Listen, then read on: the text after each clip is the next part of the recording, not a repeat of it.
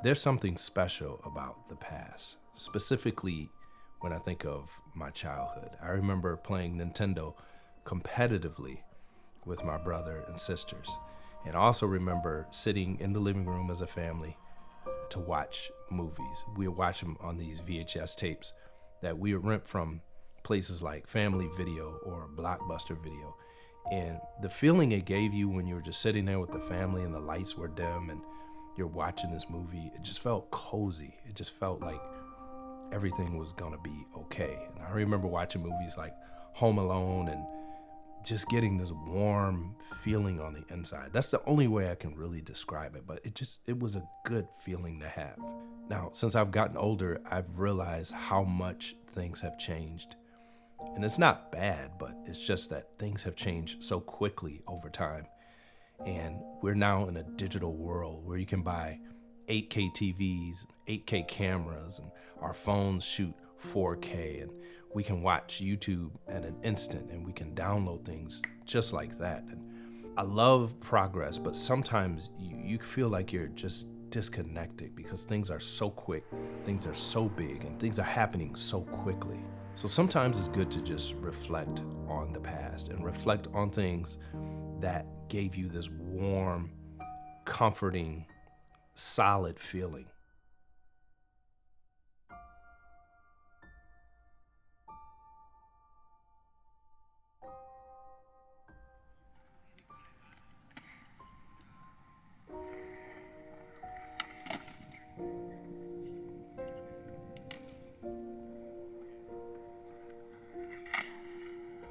So I grew up in an enhanced digital world with digital photography and digital videography. I had the little point and shoot cameras that took film and things like that, but that was the extent of my experience in the film world. But as I got more interested in videography, I did want to get into the film aspect of things. However, I didn't have the funds to actually do it with the development of the film, finding cameras that were in working condition and having the knowledge to repair. I just didn't have, and I still don't have all of those tools, but I've always loved the look of film. It's always drawn me in. And I've seen a lot of different things online, with LUTs and different film emulation software. And to me, it always was gimmicky because you were just kind of taking something and throwing it on top of the footage you already created, and it added the grain, but it never really actually made me feel like it looked like film. That was until a few months ago when DeHancer reached out to me. And at first I didn't think anything of it because I thought, okay, here's another piece of software. It's gonna do the same thing as all this other stuff. But I started reading about it, and I found that their approach to this whole film emulation thing was a lot different than the other people and the other companies that I had seen. And when I first started reading through their process, one of the things that really stood out to me was their negative film sampling. Now, if you don't know what that is basically how they pull the information from the film to determine how it's going to be exposed in the end. It's like the raw data. And the way they do that is very fascinating, and it makes it more of an authentic process. One of the things I'm learning about film is almost like this organic thing to where you have this emotion and all these different chemicals, and the light goes through it and it affects these chemicals and it causes the chemicals to react, and you come out with this picture. And that to me is the organic side of it, and I think that's the part that makes me feel connected to it. Even though I know it's not living, but it almost feels like it's living. Another thing that stuck out to me that DeHancer did was their push-pull technique. So when you're developing film, it's going to respond differently depending on the exposure. So if you underexpose it, it's going to look different. If you properly expose it, and then if you overexpose it, DeHancer will actually underexpose by 2 stops, normally expose it, and then actually overexpose by 2 stops. So you get this range of how this film would react in these different scenarios, which gives you a more accurate representation of real film and how it would actually perform in the real world. And this is all in the emulation process here. So that adds a whole nother dimension to this being real, is actually emulating what film would look like if you were to expose it 2 stops over or 2 stops under or normally exposed. And this is one of the things I think that really sets DeHancer apart from the rest of the emulations out there. Now again, I am not a film expert, but the thing that I love about DeHancer and what I believe sets it apart is the fact that you can actually learn film by using DeHancer. Because they've taken so much time to emulate the real thing and to give you all the nuances of actually working with film, when you use this software, you're actually learning how to work with film because you have access to all these different processes that someone who actually would develop film has. And by doing that, you can go back and reference what you're doing, like print color heads and things like that. And you could actually see what it's really like in the real world with film.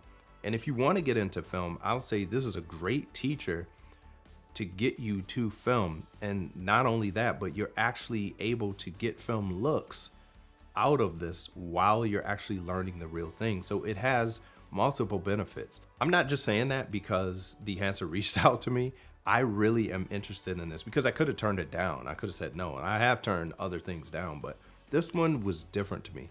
Now you can also get a trial of DeHancer, and I'm gonna put that information in the link below. And if you decide to buy DeHancer, then you can use the code PURPOSE. You could get 10% off of your purchases. Now there are different levels to this that you can get. You can get the full suite, or you can break it down and get different aspects of it. You can get DeHancer on your cell phone as well. So if you take photos and things like that, you can get those same emulations on your phone without having a film camera. Now the benefits to this is the fact that you don't have to carry a film camera around and you're not limited to a certain amount of shots. You could literally take unlimited shots with your phone. And for me personally, I think that's dope because we're always using filters and things like that anyway. But being that they put so much work and time into DeHancer, I think your experience is gonna be pretty good. Now, although DeHancer is great, here are some things that I think could be improved and things that would make the experience a little bit better. So here's my footage, and I've just put a LUT on there just to bring it to Rec 709. And then I put DeHancer on, and as I drag it on, watch what's gonna happen to my footage immediately. It changes. So I'm gonna put this in full screen so you can see. So this is with DeHancer, and this is without. So just by dragging on DeHancer, you could see it makes a drastic change to my picture here. Now, the problem with this is there's a bunch of things that are selected. So I have my film stock selected. I have the expansion selected. I have print selected. I have film grain selected. I have all these things selected, and there's no quick way for me to go in here and deselect all of these. So I actually have to go in here individually and deselect everything that I don't want. And then I have to start from scratch and go back up to the top. If there was a way that when you came in here, you could either have a preset of what you want to automatically be selected, or if everything was just deselected, so that I could go through here and I could individually select exactly what it is that I want to do with DeHancer. This way, I'm not having to do extra work by going in and deselecting everything. So that's just one thing that I think can be improved.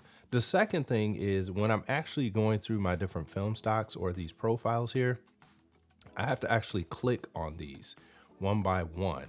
And this, although it's not bad, it's just tedious. If there was a way I could just click this and just arrow down to each one and it would actually select it, I can go through them, but they won't actually select. I have to actually click on them to make it apply. But if just going through this way with the arrow key on my keyboard, if I were just to select these and it changed, that would be very nice because it would make things a lot quicker and smoother if I could just pick my film stock this way. I don't know if that's possible, but if it is, that would be a huge addition to this software.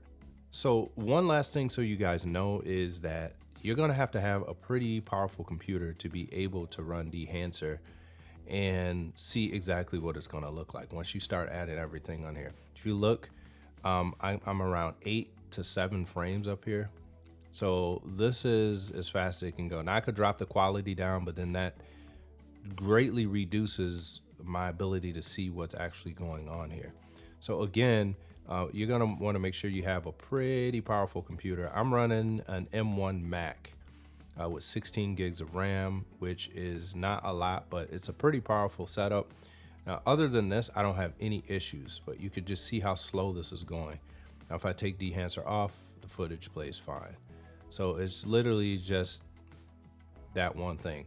So make sure you have a powerful enough computer, and then take a look at the specs on DeHancer on their website, and then that'll let you know if you're in the ballpark of what you should be. So what DeHancer has done is they have broken down their program into different bits here. So you can get the full Pro Suite here for $399, and that includes everything. You get your different film stocks, you get film compression, you get film grain, bloom, halation, gate weave, breath, defringe, all of those things. Now, if you don't want to pay the $400, then you can get the light version here, which is $200. And you get the 63 film profiles, you get film grain, bloom, defringe, vignetting, monitor that has the false color and things like that in it. Now, if you just want to get the specific parts of this and you don't want to get all of these in one, then you can break it down even further, and you can get things just like the grain, you can get the bloom, the halation, the breath, and the false color. Now, the false color one is actually free, which I think is a great thing to have. If you don't know anything about false color, this is something that you definitely want to get when it comes to monitoring your exposure, to make sure that it is exposed properly. And again, this is a free thing that you can get from the website. I think overall, this is a great thing that they've done, because you may not want everything, so you can get it individually here. But if you do go with the main one here, then the price has been cut down to $400. So I think that's pretty good. Now, if you have any questions about DeHancer, feel free to put those questions in the comments below, and I will get back to you guys and answer them as best as I can. But until next time, I'll holler at y'all later. I'm out. Peace.